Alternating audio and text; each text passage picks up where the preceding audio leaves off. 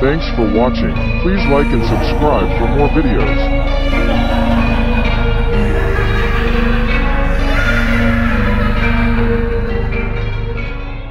This story is not about a ghost or an encounter with a creepy stranger.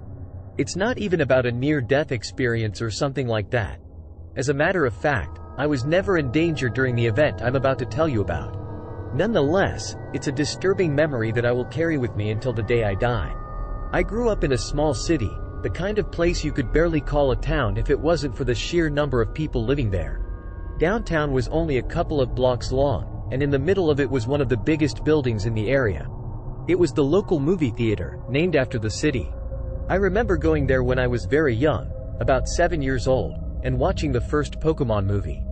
It was probably nothing compared to the theaters we have nowadays, but back then it was huge for me. I loved it. So when a few years later I heard the cinema was going out of business, I felt really sad about it. The building was sold to a religious group that used it for their services. You know the type. Loud music, big crowds with their arms in the air singing prayers. Some having seizures on stage while the pastor yells through a mic. Every time I walked past the old cinema, I would see the announcements of the congregation where the movie posters would have been. And if they were in session, you could hear them singing from the other side of the street. This group owned the cinema for nearly a decade, until the local government bought back the building in order to restore it as a historic landmark of the city. When this happened, I was studying construction, with the intent to follow architecture or civil engineering at college, and my class was very lucky to be involved with the cinema's restoration project because 2 of our teachers were architects working on it. I will always remember the day we went to visit the old cinema. Our class was small, only a handful of students, but we were all around the same age, so we all shared childhood memories of when the cinema was operational. We ran through the corridors of the auditorium, sat in the chairs just like we did when we were little kids, and began stomping on the wooden floor with our feet, filling the entire room with the echoes of our drumming and our laughters. A little ritual, or sorts everyone used to do right before the beginning of the movie.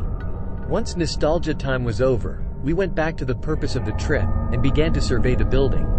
We were very excited because that was a unique opportunity to go into the places we would have never been allowed to otherwise. So we made sure to check every last corner, every single room. No matter how far. No matter how obscure. The first one we found was below the stage. On one of the corners there was a little door, not very visible, probably because it was meant for maintenance staff only. Behind it we found a long room filled with rusty boilers, part of the old heating system that was no longer in use. The place was a little creepy, with all of those old tanks and pipes crowding the narrow space, but what we found past them was what really started to freak us out. This room was small, very small. It was, after all, basically just leftover space behind the boilers. Yet it contrasted so much with the rest of the area around it, it may as well have been from a different place altogether. The walls were painted a light color, white I think, but I don't remember it very well because what really got my attention were the drawings in them. There were rainbows, a smiling sun, trees and flowers, and happy little people with smiles on their faces of dotted eyes. It was a daycare. The whole class and teacher gathered to see the discovery. We were all very confused about the strange placing of this room. Okay, we could understand the need for a place to keep the kids that were too little to be amongst the crowd during prayers, or maybe the ones of the people who worked there. But the placing was just odd. The stage was probably one of the loudest places in the auditorium during the services, and this was right below it, so there was no way it could be a quiet place for the children. We left the boilers room and continued our tour through the theater, a little puzzled about our finding but not giving it too much thought. Outside of the auditorium there were the bathrooms, both in terrible condition, the ticket sale booth, and a huge set of stairs that led to a mezzanine in the auditorium. Half of the seats there were totally ruined due to a water leak in the roof, and I cursed these people for not taking proper care of the building. With that part done, all that was left was the projection room, on the 3rd floor. Behind the tickets booth there was a door that led to a spiral stair. I don't remember how tall it actually was, but it must have been over 10 meters of metallic steps without a single resting spot. I wasn't exactly an athlete, but I could walk several kilometers with no problem, and rode on a bike to and from school every single day. Yet by the time I reached the top of the stairs, I was exhausted. And I wasn't the only one. All of my classmates complained about how hard it was to walk up there. After a short break to catch our breath, we moved on to explore the third floor. It was roughly a narrow passageway with a couple of divisions to form different rooms, but it was more than enough for what it was made for. The first room from the stairs was a storage deposit, probably where they kept the movies and other equipment, and except for some trash, it was mostly empty. The second room was the one we were all excited to see, the projector room. The old machine was so big that it was still there, and there were even some pieces scattered around. It was quite a piece of history, and we were all very thrilled to check it out, so no one really bothered to move on to the very last room until we were about to leave. And there we saw it again. There was a train in this one instead of a rainbow. Something was written on it, in big, colorful letters. Something about Christ, I can't remember it well.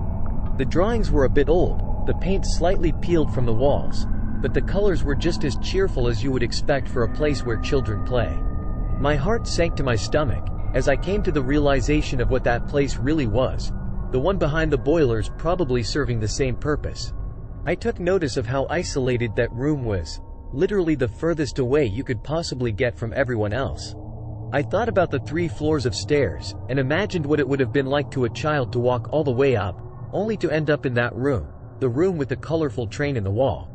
My classmates and I exchanged horrified expressions, as I knew they were thinking the same. We never visited the theater again, even though we continued with the restoration project for several months, and we never talked about those 2 rooms.